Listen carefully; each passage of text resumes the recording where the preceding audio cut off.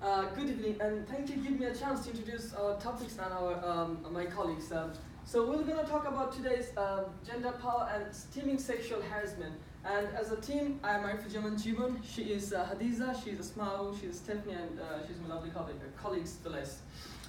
So, and our panelists, the main focus was what behavior shift and social change are most effective in fighting abuse of power and sexual harassment. Go further, we can say that the main summary was rising concern about the gender discrimination, evaluate the importance of rising voice about the abuse. And another thing is like, according to all of the panelists was like, every woman, they need to come to make a decision, making a decision, not only the workplace, they need to make decision in governments, they need to do making role to decision in homes or school. And another one, main focus was like, why only NGO will gonna come forward to reduce the gender discrimination or take some steps for the gender discrimination? Why not government? Why not private sector? Private sector takes a step to reduce the gender discrimination. And if we want to say the panelist on the top, she is Lisa Sherman. She is the president and CEO of Advertising Council. Then we have Weenie Binyani. She is the director of Oxfam. Then we have Peggy Johnson. She is the executive director and business development from Microsoft. And we have Monsef. She is from the Canadian Parliament. And we have Danica Gartler. She is the professor of psychology from the University of California. And throughout the course, throughout the presentation, my colleagues are going to go through that. And now I'm going to pass my colleagues. Hello everyone. The panelists talked about discourse of the panel, which involves what goals have been achieved, what goals need to be achieved, and how to achieve these goals in the future. First of all, what goals have been achieved? Big corporations such as Microsoft have started bowing to pressure by abolishing forced arbitrations. The Me Too movement by the Canadian government have empowered women to voice out their complaints and experiences about sexual harassment and abuse. Poor leadership and abuse of power is one of the major factors that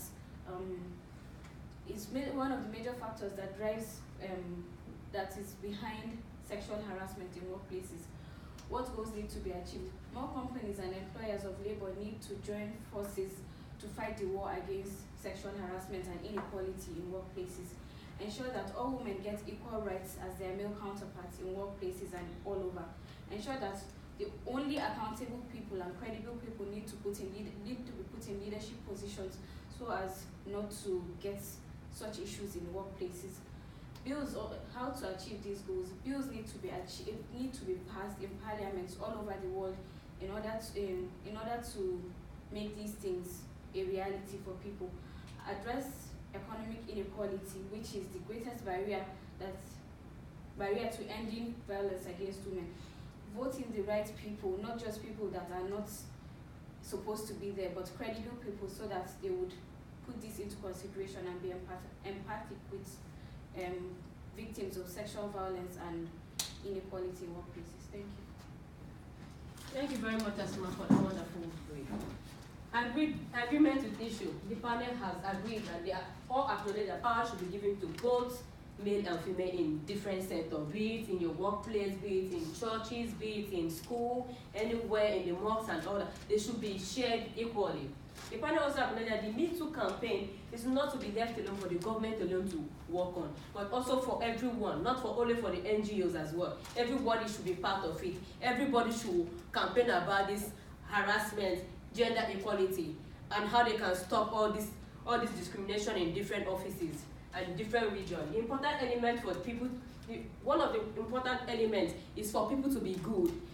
People to be good to one another, so that the younger ones can emulate good behavior from the elder ones, so that sexual harassment can stop. Even in the school, children should be taught how to be good to other people, how to be their sister or their brother keeper. Empowerment to women. They should empower women in society, in every aspect of government. Thank you.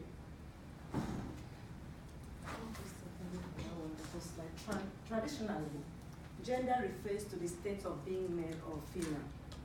It's typically used with references to social and cultural differences rather than biologically ones.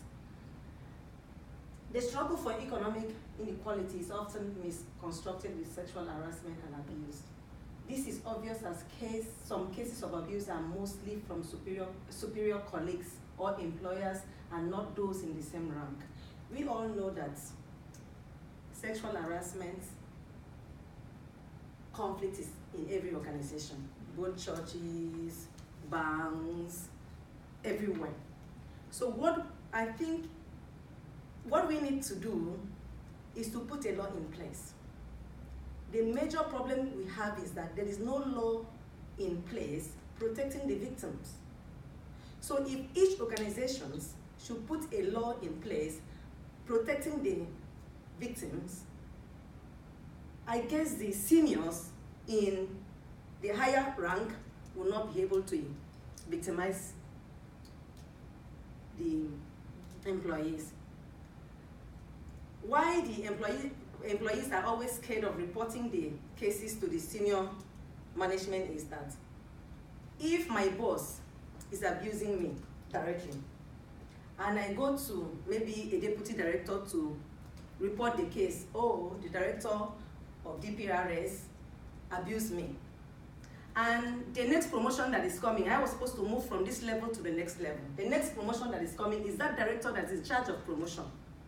Definitely, he would block me one way or the other from getting to my next position. So I will be scared, or the employees will be scared of reporting the case to the proper management.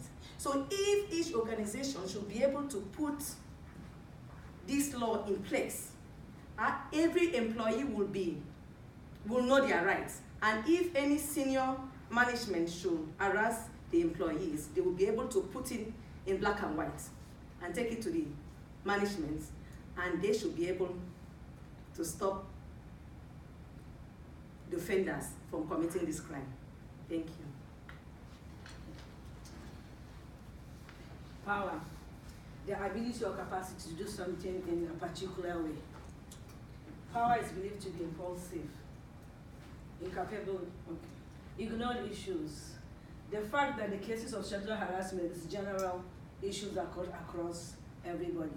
But in the panel, the basic discussion was power abuse for just females.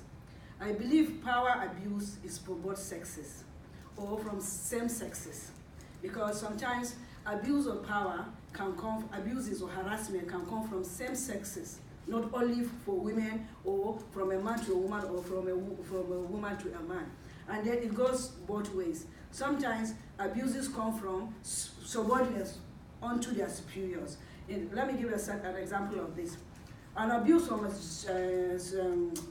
inferior to a superior in an office environment is if the subordinate wants maybe a favor from his boss, and then he's not capable of doing it, or he doesn't have the talent to do it. Sometimes sometimes they abuse, they portray that the superior has abused them, and these cases are not looked into, and then the superiors will be penalized for it. And then stigmatization of abusers by the media or society. In stigmatizations, people from, let me give you an example of Nigeria, my country, and then the northern part of Nigeria. If you are abused and you are a woman, you don't report because it's going to be a stigma on you. For example, if a woman is abused sexually in an office and then she reports, even her husband leaves her. Because he believes, because women are looked upon that you should be protective of yourself. It's not believed that the guy, the boss as a man harassed you, but you to believe that you now led him on to harass you. Okay, prevention campaign against harassment and abuses. Okay, prevention campaign against harassment. Mostly some people don't even know they've been harassed or they'll be molested because this is the way of their life. They grew up in such situations. So campaigns should be put in place. People should be educated that if this thing is done to you, it's called harassment. It's not a normal way of your life. So you shouldn't be that anything that is done to you, you think because that is how you're brought up, or that is how your life has always been, that you think is okay. Some harassments are even done to people and people don't know they've been harassed. Okay, most of the sexual abusers are not people in power. In this case, the panelists are saying bosses harass subordinates. Bosses harass subordinates. But in most cases, it goes two ways. It works two ways. Some people are being harassed because they even want the power, not because they are in power. And some people are being harassed because they have the power to do that. It is mostly ignored that in most cases where a junior staff whose promotion relies on his superior. Okay, in this case, thank you so much. Thank you very much, Hadiza, for that wonderful piece. Evaluation of the sexual harassment for the Me Too campaign. The Me Too campaign was a lesson to learn and was adopted by all the panelists, including the people in the hall listening to what the panelists were discussing. The Me Too movement has built a new frontier for truth and justice in the society, for people to know what's going on, to be aware of this situation. Like my colleague rightly said, if you're harassed, most people don't know they're being harassed. This has brought about awareness, how you can look into this, and the government is acting on it. That's a good way to stop sexual harassment in the society. The solution that came about in this campaign and this Me Too campaign was to put up a traditional media and to act fast on it, so people can be more aware. People that are not aware of it can get more information about it and fight for the society as well. They also acknowledge that power should be given and all should be shared among male and female in the society, not just men alone, not men in the power sector, in the government sector, always imposing things on people. Women do not have say in their offices to give opinion about things going on in an organization.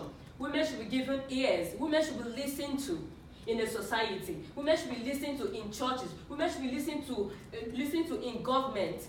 Women should be listened to anywhere in the society. Another thing in this campaign was leadership. Because people see leadership as people define leadership as a man. Leadership shouldn't be seen as such. It should be shared among women and men in the society, not just a man has spoken. So for that reason, it should stand. A woman can also give a good point or a good idea to a situation where it can work perfectly. Thank you very much. Thank you again for giving me a chance to discuss about the conclusion or recommendation, as you say. So as my colleagues, all they come through the discourse, conflict, the other stuffs and evaluation. And as my colleagues Blaise was saying, like, okay, we need to put a law in the environment of the office that the woman has the courage to say their boss, okay, I'm harassed by this boss. Maybe she is the upper level boss, but still she has the courage to say rather than think about her promotion. And my colleagues again, Stephanie, she was saying like women need to hear from every side, like every corner, or not the corner, every sector, for example, government or home, everything. But can I think like if the law imposed, obviously law is important, and obviously women need to hear from everyone. But if we think like if the law imposed, it will gonna change. I think okay, maybe change 50%. But how we think like if we can change our mentality about that, how we can think like okay, this girl, as a boy, like I'm a boy, like, and they are my senior colleague. If I think like okay, I'm being harassed by them, how I feel? I'm not gonna feel very good. That's the same thing a girl feels when she harassed by her senior level of bosses. And again, like, and what's the point being educated? One of my teachers from accounting department, he said that a man can be an educated idiot and a man can be an uneducated wisdom, isn't it? So what's the point to be educated if I harassed my lower level colleagues? maybe she can be my sister, maybe she can be my mother. So why don't you think like that? Okay, I'm gonna harass this girl. Maybe she is my daughter. Wow. So as our group, we want to say that obviously every company, they should have imposed their law. For example, from the panelists, Peggy Johnson, Microsoft, they announced that they will not gonna have any legal formation that the who harassed go to that, or the Lisa Sherman. So they have the campaign like how women harassed by that. So this video obviously is helps to raise the concern about that. But I think like we should raise our human behavior. We think we should change our concept to about the sexual harassment, and obviously we need to put some laws and then who should help every girl to think about that and talk about that. And the Me Too is also talk about the power of voice. Finally, we want to say that viewing sexual harassment from a mainstream perspective is to an extent ignorant, because all solutions that have been rendered from that perspective have not worked out. It is still happening and it will continue happening.